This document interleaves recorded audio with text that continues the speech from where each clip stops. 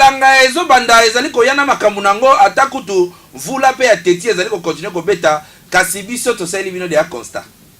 Chaque le 15 mai awa na République démocratique du Congo ezalaka changement ya saison. Tolongwaka saison ya mvula pona kokota saison sèche oyo tobengaka elanga. Caractérisé na malili oyo ememaka ba grippe pe ba maladie misusu. Yango caméra ya CNN ekitaki lelo na Grand Marché kuna tokutaki bilamba ya malili DG bandi kotekama na ba mèche oyo ba jeune fille batiaka pona ko protéger suki na bango. Na micro ya CNN batu ba communiquer boye.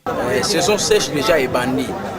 Awa jaquette ezali ya mikolo ya bana en cuir en tissu ba manteau tout ezali. Il faut qu'on y batte là. Jaquette ça pour contribuer na santé. Vraiment to sengi na bino bo poussa na. Nengelange ya makasi il faut ko betaka moi ba blouson.